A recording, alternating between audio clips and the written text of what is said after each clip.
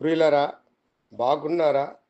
దేవుని వాక్యాన్ని క్రమంగా చదువుచున్నారా? ప్రార్థించుచున్నారా? నేటి ధ్యాన వాక్యము సామెతల గ్రంథం 28వ అధ్యాయము 25వ వచనం. యెహోవా యందు నమ్మికయుంచువాడు వర్ధిల్లును. దేవుని యందు నమ్మకం ఉంచేటువంటి వాడు వర్ధిల్లుతాడు. దేవుడు అతనికి తోడుగా ఉండి అతన్ని దేవుడు వర్ధిల్లింప చేయును. దేవుడు తన దాసుడైనటువంటి యేసేపుకి చిన్న వయసులోనే ఆయన దర్శనమునిచ్చి తనకు తోడుగా ఉండి తనను ఆశీర్వదించెదనని ఆయన తెలియచేశాడు. యేసేపు దాన్ని తన మనసులో ఉంచుకోక తన తల్లిదండ్రులకు, అన్నలకు అతడు తెలియచేసినాడు.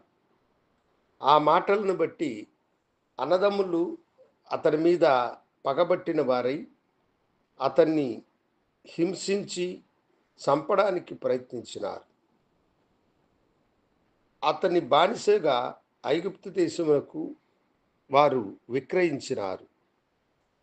ఎవరు లేనటువంటి వాడుగా యేసేపు ఐగుప్తు దేశము చేరినాడు.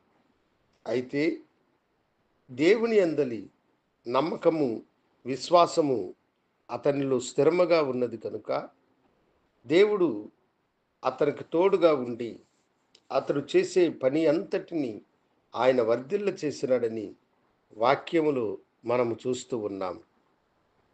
ఈ లోకంలో మనుషులు మనకు తోడుగా ఉన్నా లేకపోయినా, మన కన్నవారు మనలను ఆదరించకపోయినా, మన తోబుట్టువులు మనకు సహాయము చేయకపోయినా, నీ నమ్మకము దేవుని మీద ఉన్నట్లయితే యెహోవా యందు నమ్మకముంచు వారిని ఆయన వర్ధిల్ల చేయును. దేవుని యందలి నమ్మకము మిమ్ములను ఆశీర్వాదకరముగా, దీవెనకరముగా ఉండే మనుషులుగా మిమ్మలను మార్చి మిమ్మలను దీవిస్తుంది. చాలాసార్లు మనం ఏమనుకుంటామంటే, నాకేం కొరత, నా తండ్రి నాకు సంపాదించి ఇచ్చిపోయాడు, నా తోబుట్టువులు నాకు తోడుగా ఉన్నారు, మేమనుకుంటే ఏమైనా చేయగలుగుతాం అని మనుషులమైన మనము అనుకుంటూ ఉంటాం. కాలక్రమేణా మనుషులలో ఉన్న ప్రేమ తరిగిపోతుంది. అబ్రహాము, లోతు విడిపోవడానికి వారిద్దరు కూడా ఆశీర్వదించబడి వారి ఆస్తి విస్తరించిన దానిని బట్టి వారిలో కలిసి నివసించలేకపోయినారు.